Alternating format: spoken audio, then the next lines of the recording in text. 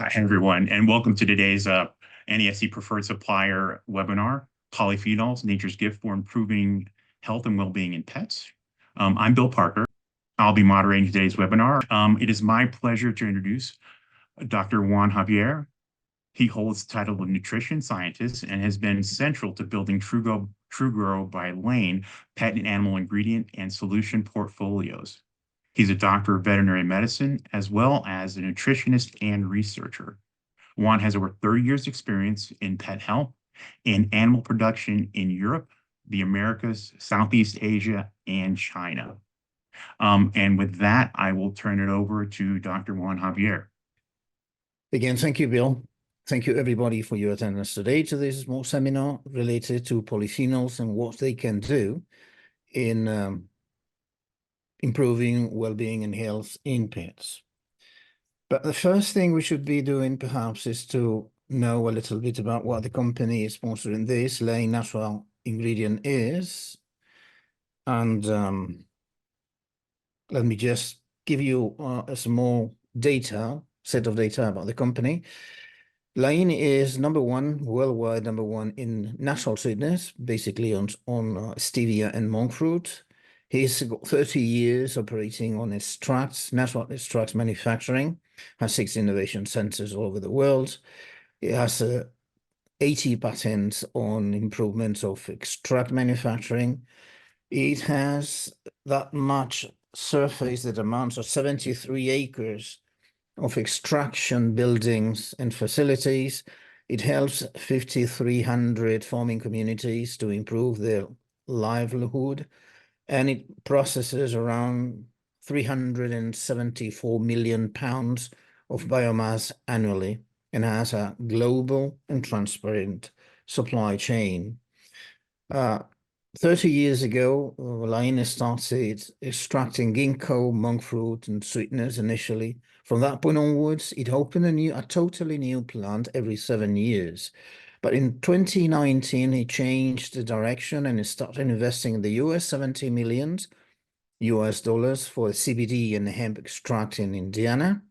And in 2020, they bought Waygot Tea, one of the major tea extract manufacturers in the world. The new plant opened this year in 2024, has an advanced in different manufacturing directions via biosynthesis and fermentation processes. So still going strong after all these years. Well, polyphenols. What are polyphenols? What role do they have in plants and in animals? Why are they interesting to us? Well, polyphenols are essential components of plants, and they are important because they are integral part of the physiology. They have a tremendously important role in growth, development, and defense of plants against aggressions. Those aggressions can be, let's say, drought, can be lack of soil nutrients, can be aggressions because plants usually getting eaten by other animals. And these polyphenols are substances that are synthesized by the plants. Most of those come from a single amino acid, phenylalanine. The interesting point for you to know, for instance, is that lignin, which is the major component in wood, actually is a polymer of polyphenolic alcohols. So polyphenols are present in many things that we use every day. And what we are trying to do is to bring potential and functionalities to these substances into the pet food industry, pet health and well-being. Polyphenols in general is a very wide group of compounds. There are known over 8,000 different compounds. To systematize those compounds, the scientists tend to divide them in group based and several characteristics. One of those is the number of phenolic rings and the structural elements that are behind them. The 4 major groups of polyphenols are composed by phenolic acids, the flavonoids, the stilbenes, and lignans. You have these structures in this slide, from a single shikimic acid, just 1 phenol ring, to the catechins, 3 phenol rings, to the naringin, three phenol rings attached to two sugars, to proanthocyanidins with 1, 2, 3, 4, 5 phenol rings, and a tannin. Tannin is a polymer from gallic acid and can have thousands and thousands of different molecules all attached through this gallic acid bridge. So they are prophylactic to the plants. They have another type of functionality. For instance, color is many times linked to polyphenols. Let's say blackberry or redberry, cranberry, all these blues and reds from these fruits are based on polyphenol content. They are called cyanidins. The let's say the dark color of grapeseed is the grapeseed pit is provided by a polyphenol which is called proanthocyanidins. So there are very many roles of polyphenols in nature, and we are going to explore some of them as an aid for maintaining well-being and health in pets. This chart is just a subsection of polyphenols as we know them. You say the four main groups, and then there is a very large group which is called others. It's very creative, other polyphenols, but these other polyphenols contain elements that they might be probably very important in some fields. For instance, in the terpene polyphenols, we might find carnosic acid. Carnosic acid is the main component of the antioxidant capability of rosemary extract. And oleuropein, for instance, is extracted from olive oil, olive tree, and is an important as a metabolic antioxidant that's been researched in humans. On the other hand, there are some of the polyphenols that you might be familiar with, as quercetin or catechins. Catechins is plenty of those in tea, gallic acid or rosmarinic, two phenol acids. Rosmarinic exists also in rosemary extract. Pinoresinol as a lignan example, or the known resveratrol from, let's say, grape skin as an example of the estilbenes. All those are polyphenols. All those have antioxidant capability, and this is what we want to exploit to produce functional ingredients for pet foods and pet supplements.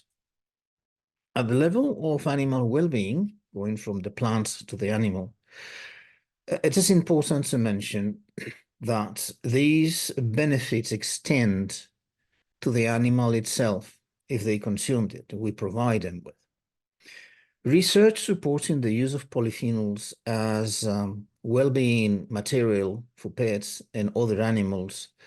They are extensive amount of research. If you go to any website, for instance, let's say Google academic, that lists only peer-reviewed materials, you will find thousands and thousands of papers, research studies, peer-reviewed, not gray literature, peer-reviewed, depicting and describing and informing us of the potential benefits polyphenols has on animals in very many different metabolic systems. And these studies at the end, they demonstrate that polyphenols can be efficient in supporting many different functions at an animal level, like growth, immunity, joint health, gastrointestinal well-being, etc. The question is analyzing and defining which kind of polyphenols will benefit most to which system. There's an extract of some of these research that we have identified among those thousands of papers published, thousands per year.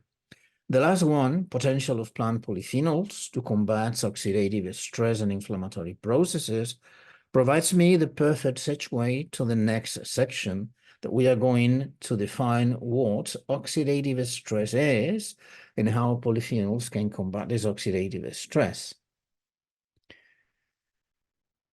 We have to understand one thing. Oxidative stress is a status created because of an imbalance between free radicals created into the body and antioxidant enzymes that exist there to counteract those free radicals. The main point to understand here is free radicals are always produced by cell respiration, is a byproduct of energy production in the cell by the oxygen process in the mitochondria. So whenever there is ATP produced as a source of energy in the metabolism, there are free radicals, particularly superoxide, being produced as a byproduct. As it exists, as such, since the mitochondria evolved millions of years ago, then the organisms evolved as well products, enzymes that counteract superoxide. Superoxide is, for instance, is transformed into peroxide by the superoxide dismutase enzyme. But peroxide is also a very aggressive chemical. It requires a secondary enzyme known as catalase that splits it into water and oxygen, making it harmless. When this balance is broken, because more radicals are produced than enzymes are existing to counteract them, we enter into oxidative stress, an increase of free radicals within the body. And the problem of free radicals is they're extraordinarily active substances. You know here that the process of free radical is a substance that has an unpaired electron that makes it avid for electrons from another type of atoms that don't have this characteristic. Then they absorb, they take this electron and turn this atom into a free radical itself. This can be cascading, and this is very negative. Therefore, antioxidants, they stabilize free radicals by lending them this electron, and therefore stabilizing the free radical and avoiding the problem of reactivity or reactiveness with other cells or metabolical systems. An increase in free radical content can cause a host of problems within the metabolism. I'm not going to list them. They have some here on the screen, but in general terms, and this balance of free radicals, what we know as oxidative stress, is never good for the normal metabolism operation. A secondary problem is that free radicals feed themselves, transforming it into a vicious cycle. If we have more reactive oxygen species, is another way to define free radicals, and the less ATP is produced, we can increase the level of oxidative stress. This can damage some certain systems, then causing for the damage to mitochondria. This dysfunctional mitochondria loses its activity on processing oxygen correctly, and therefore produce more reactive oxygen species. So you see these round and round and round around it causes a lot of problems into the basic metabolism on this animal or human. Humans, the problem is exactly the same. Particularly in dogs, we have research has demonstrated that there are several factors that may contribute to high levels of oxidative stress within the body. Aging is one of those. In fact, aging is posed to be caused by increased oxidation in the metabolism, but environmental factors, pollution, for instance, nitric oxide on the cities, poor diet, oxidized diet ingredients like lipids. If a dog eats an oxidized diet, it is increasing the level of free radicals going through the diet. Physical injuries, noise, stress operates into the nervous system, and therefore they can enchain release of free radicals, allergies, obesity, even exercise. There are research we have done in Layn internally with, for instance, with rats. We have seen that exercise in rats, those exhausted, tired rats, exhibit much higher levels of free radicals within the body than rats that did not exercise. So athletes, racing horses, agility competitions for dogs, all those are causes for increased oxidative status in these pets. So take this into account when dealing with these kind of situations.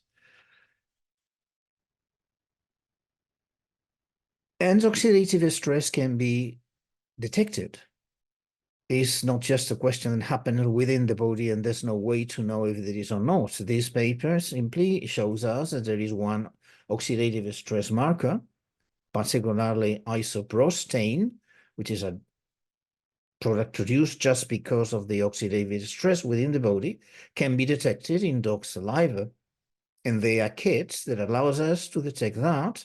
This paper demonstrates that there are dogs with high oxidative stress status, there are dogs that are not, and this can serve as a diagnosis at a veterinary level for the status of those animals and how do they respond to this kind of aggressions that I've listed in the previous slide.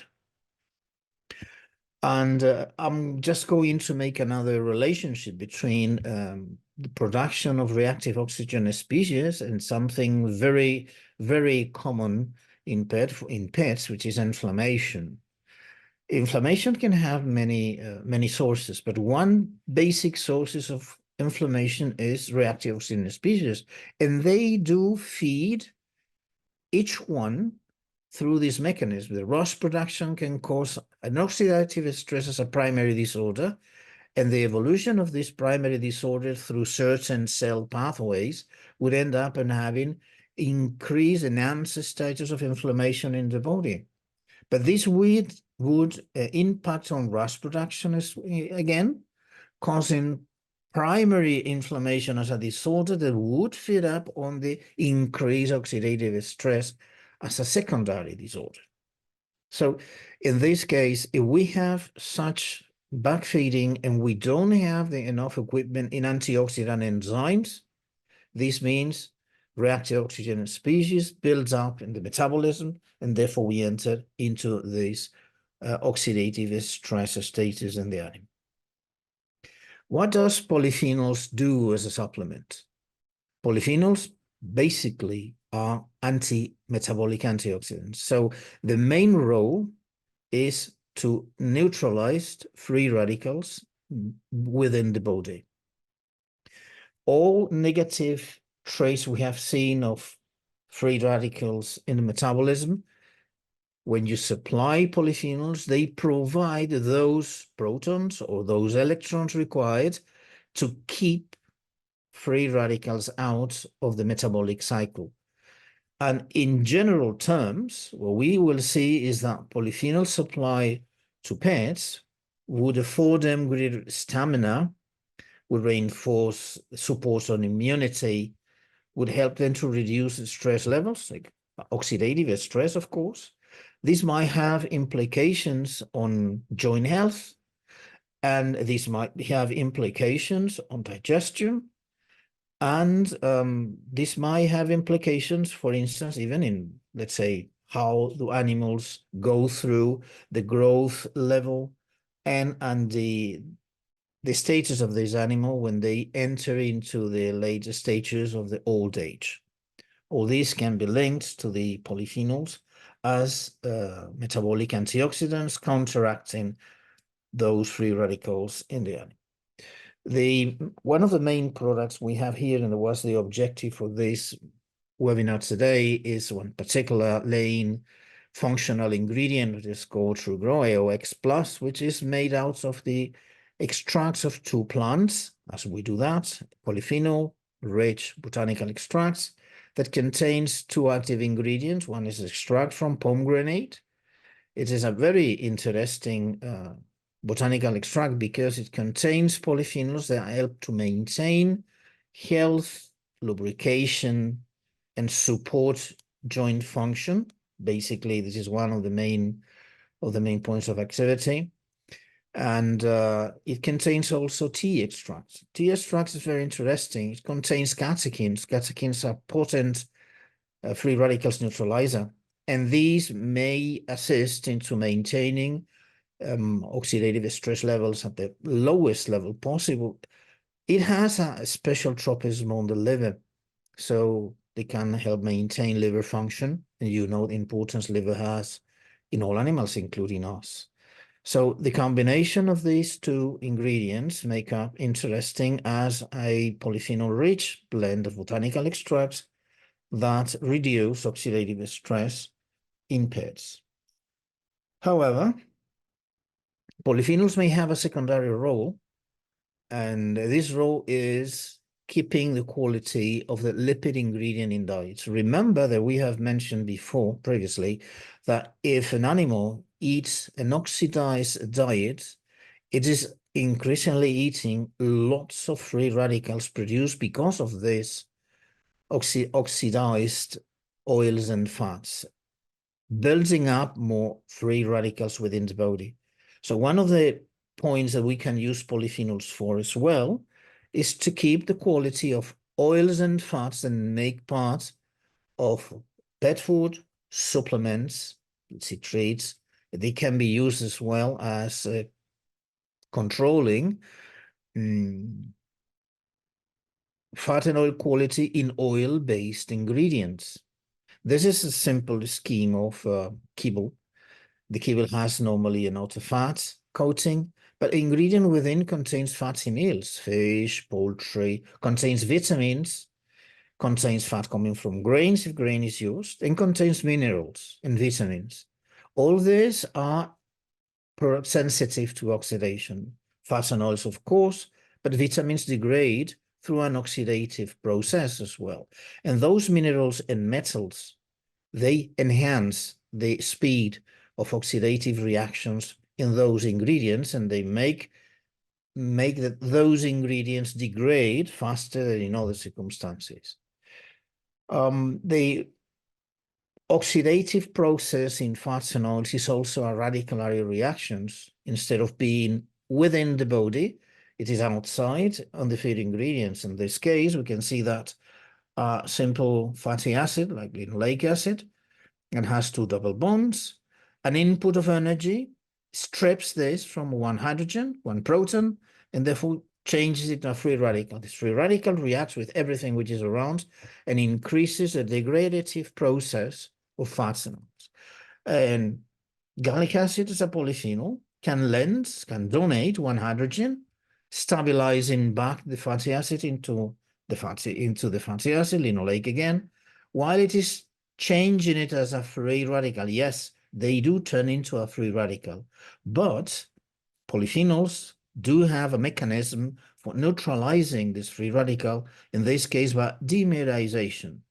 Two free radical, in this case gallic acid, they block the polyphenol, leaving free another hydrogens to be lending, but they don't enter into the oxidative reaction, protecting the oxidative reaction from radical impingement.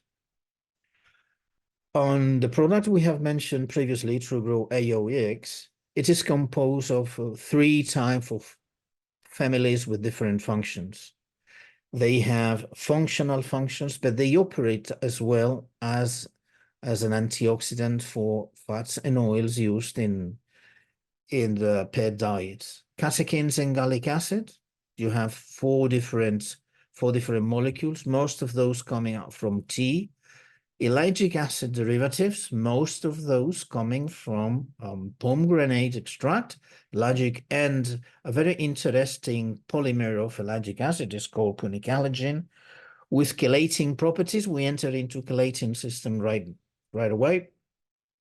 And finally, rosemary diterpenes that come from rosemary extract, carnosic acid and carnosol.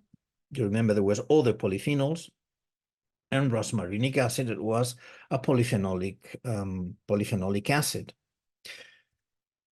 We have measured the capability of all these polyphenols to stop oxidation in fats, and also we use an automated system which is called Ransimat. It is very simple. The question is simple, and above all, is automatic. It frees up from operating errors. So it allows us to analyze hundreds of samples of the same, hundreds of samples, not at the same time, because this one has only eight units, but we can do very fast and very accurately. And the simple system is relatively simple. We have some fat, we heat it, we add some air, bubbling within, the fat degrades, temperature, oxygen degrades the fat, and some volatiles are transferred to the measurement unit. This unit contains deionized water that initially is not current conducting. Then, if we try to measure conductivity in this water, there will be zero. While these volatiles dissolve in it, then conductivity will increase slowly at the beginning and faster in the as oxidation progresses. At the end, the reaction stops, and we measure activity by hours of testing. That depends on temperature, that depends on the kind of fat, but it is extremely accurate. On the other hand, I mentioned that there is one particular ingredient which is called punicalagin. It is a chelating agent. Why we should need chelating agents into an antioxidant, or why chelating agents are necessary in ingredients, in treats, or in diets, or in supplements intended for those, is because metals have a capability of enhancing the speed of oxidative reactions. In this chart, which is generated through a Ransimat system, as I've been described before, we have two different animal fats, tallow here from ruminants and lard from swine. The stability of the controlled tallow with nothing added is 11 hours. If I add a little bit of iron and a little bit of copper, its stability decreases by a factor of 8, from 11 hours to 1.6 hours. If this one I added a mineral chelator or an organic chelator like lagitannins, it immediately increases 2 to 3 times the stability. And this is only with the chelating. There's no antioxidant here. So we are helping the antioxidants by blocking metals on the degradatory effect of metals on fats. And we see here in lard from 3.6 to 0.68 hours. And we add mineral chelating or the lagitannins as well. We can see that the proportion of increase is exactly the same as it was in a more saturated lipid as tallow. So chelators are important. They avoid the effect of iron, copper, magnesium, etc. on the speed of degradative reactions, oxidative reactions, and fats. Now, in terms of protecting sensitive materials and oils and fats, just this question would be enough for having a full presentation only in this. So I will be just putting one slide just to inform you of several characteristics. We have two different fats here, fish and chicken. At the end, we have in this table, we have the unsaturated saturated ratio, and apparently the differences between fish and chicken are not so big. 275 for fish and 199 for chicken. But the problem in fish is that this unsaturation is based on multi-double bonds fatty acids like EPA, DPA, and DHA, with 5 and 6 double bonds. These increase the degradatory activity many times.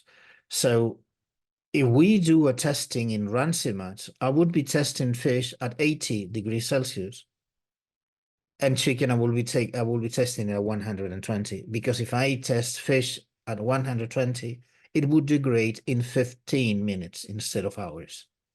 So if I add TrueGrow AOX to fish or chicken and I test them, we see that the hours in blank fish 80 degrees Celsius is 10 hours, chicken at 120 degrees Celsius 5 hours.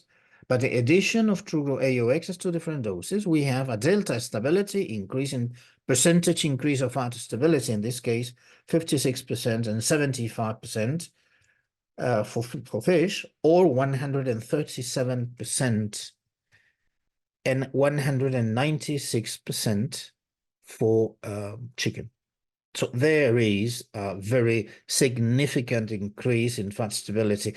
When we say that 200% stability at 120 degrees Celsius, that means that at 25 degrees, that means months and months and months of time. So you might very well be safe in adding these as a functional ingredient, but at the same time, you are providing an antioxidant capability. I'm really finishing my presentation. It's going to be shorter than you were fearing. So let me just summarize it as what we have seen. TrueGrow AOX, it is polyphenol blends made out of botanical extracts that has three main functions.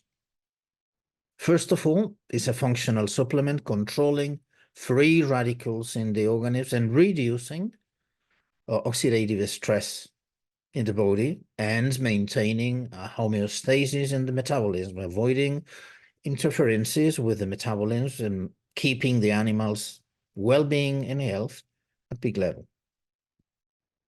The most important point is reducing oxidative stress.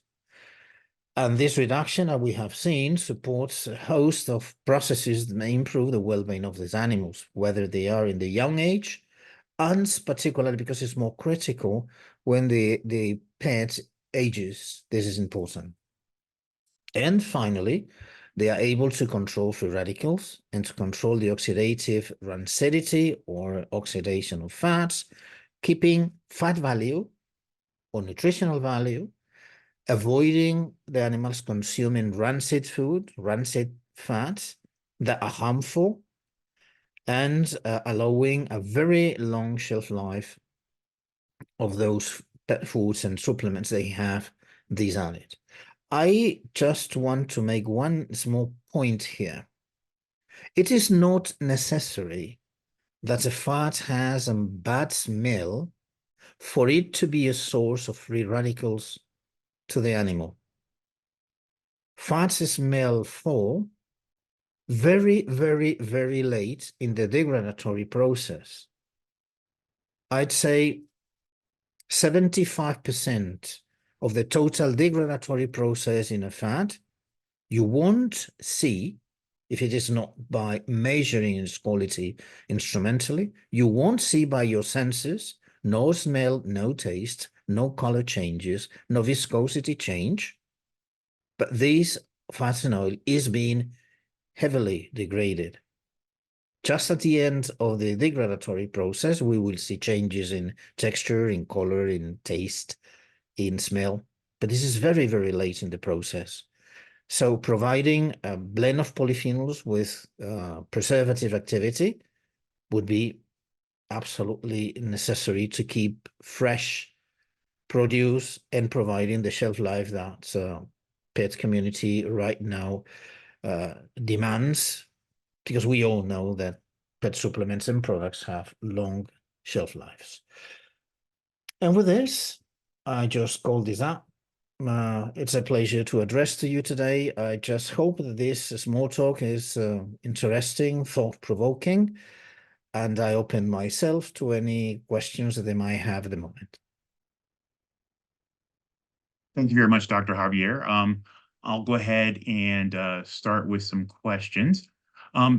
First question, if you were to add these botanical extracts into kibble, what is the recommended application rate? And following up, also, would these actives survive the extrusion process? And they're also asking about data to support. Mm-hmm. I understand. For this particular product, we have a definite dose.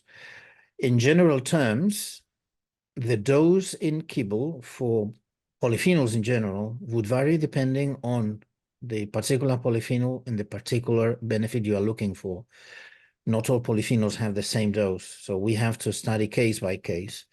In terms of stability, most polyphenols are extracted, at least in our case, are extracted in high temperature processes. They're naturally extracted, but they are extracted in high temperature processes, and some of the process is fairly long. So they are heat stable initially. Extrusion process is high temperature but short term. I would be more concerned into the drying process rather than the extrusion process, because even if it is low temperature, time is longer. And the ability to determine survival of these polyphenols can be done extracting from the food, and determining by several methods, particularly HPLC would be one of the most important. It can be done. It also depends, of course, on if we are able to have a method sensitive enough for going beyond the limits of detection. If we take into account the dose applied to the food and the dilution factor it creates. But it can be done. I don't think it's any problem. In fact, I think we have done that in our laboratories several times. Okay, this is sort of a side question. Are dogs, cats able to safely consume terpenes?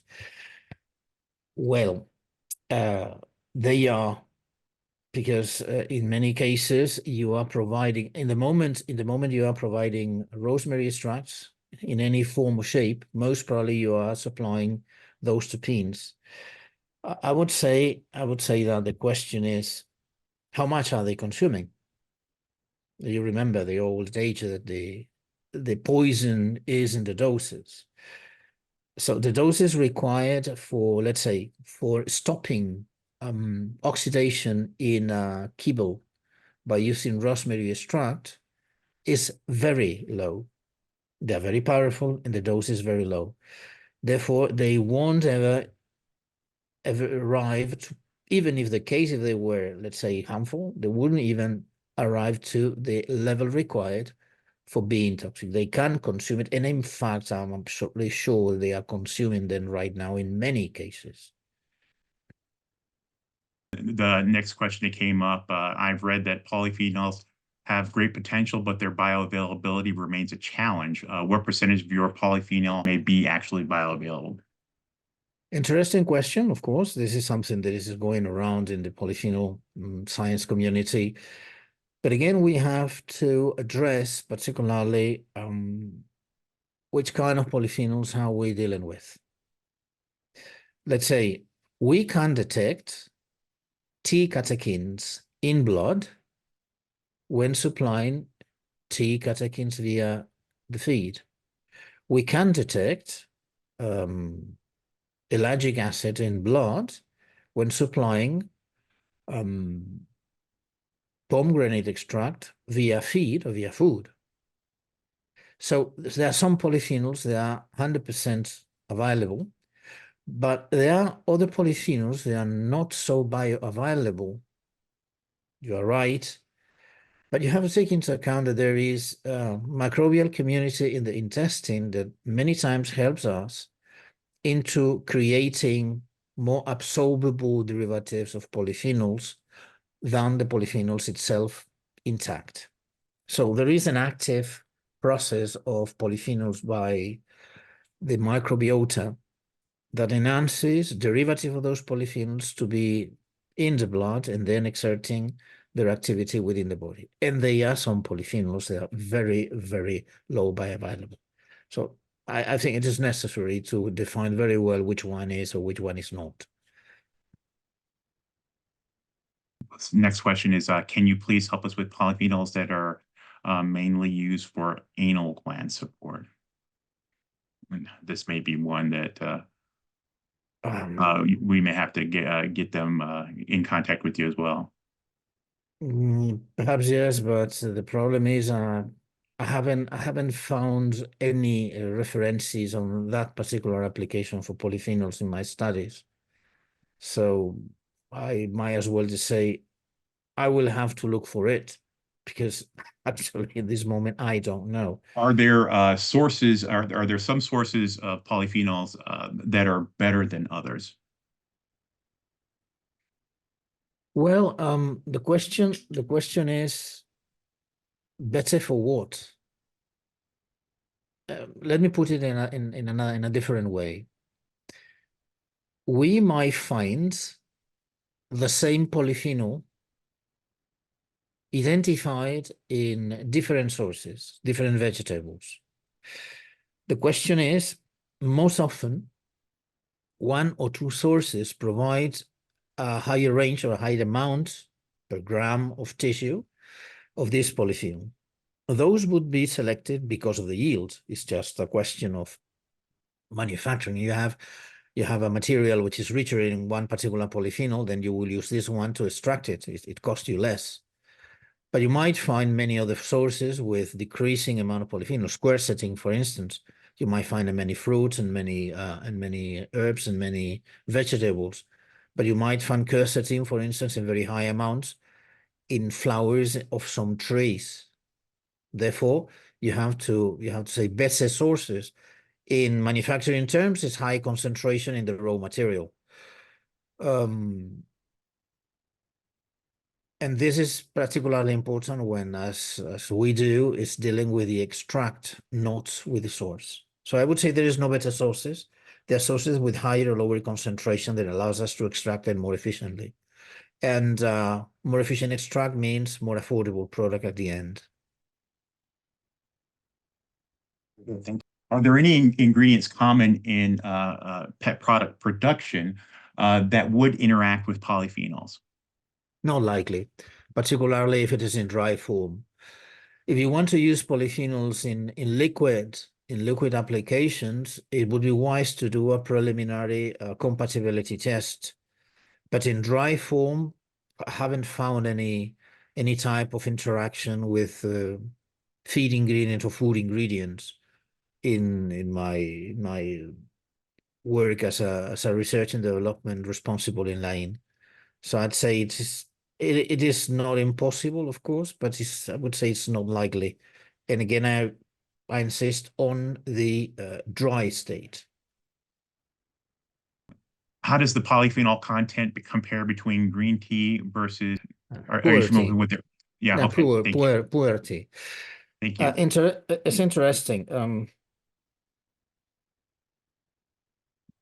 All tea types come from the same plant. The difference in teas, white, yellow, green, puer, black, it's just the manufacturing process and the fermentation is in the fermentation level that you apply to them. But there is a very interesting point. Green tea is the type of tea which has higher amount of catechins.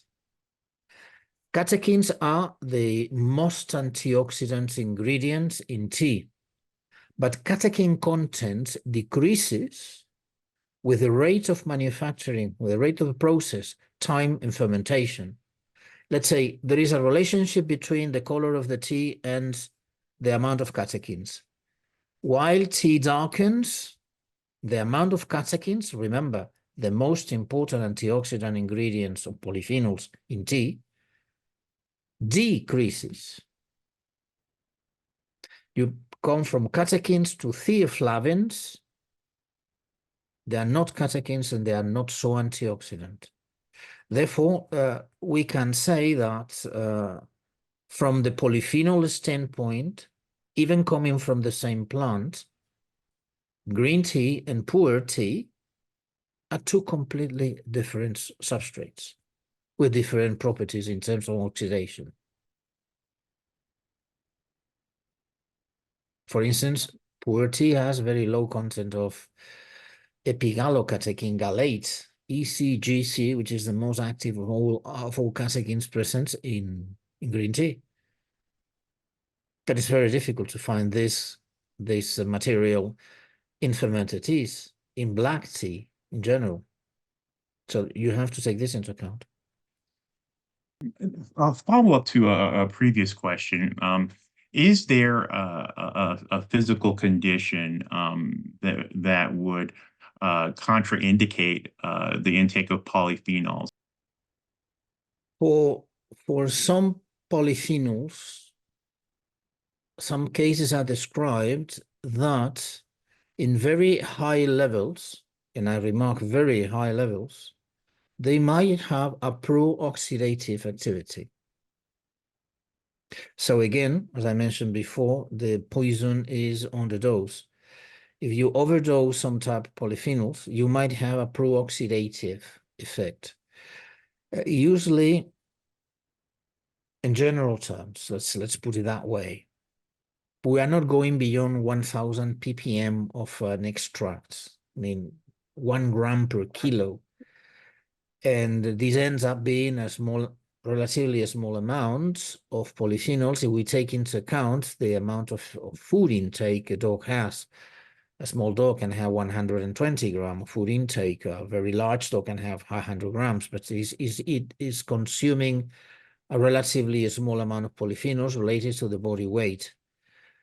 If you increase, for instance, let's suppose that you are having a supplement rich in polyphenols for putting it on, dusting it on top of let's say a wet food, and for one question or another you put too much, you might have a pro-oxidative effect.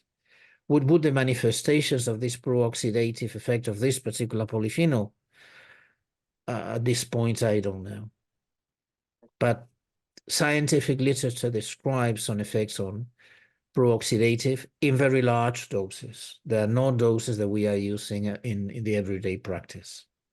Do the active metabolites of polyphenols pass the blood-brain barrier? There is a very interesting research done with a particular type of polyphenols derived from the bark of a tree that, curiously enough, have a very similar activity to that of the CBD. We know CBD is not allowed in dog diets, but CBD has an impact on mood, and they have a calming effect. There are some polyphenols that have this activity. They pass the blood barrier and they interact with cannabinoid receptors in the brain, having a very similar activity as that of CBD. And they can calm animals, for instance, in cases of animals they are afraid of, let's say, 4th of July rockets and sounds and everything else. They definitely, some of those pass to the brain barrier. This particular one is one, if I remember right now. That's all of the questions that we'll have time for. Dr. Javierre, thank you very much for a really informative presentation. My pleasure, and thank you very much to everybody that attended this seminar, and thank you to NASC for providing me the opportunity to speak to this audience. Thanks again. So you have the reminder for this conference here. Thank you very much. And on behalf of NASC, I would like to thank you all for joining us today and for your participation in today's webinar. And a big thank you to Layn Natural Ingredients for sharing this presentation with us. And again, thank you everyone for attending, and take care. Thank you all. Bye-bye.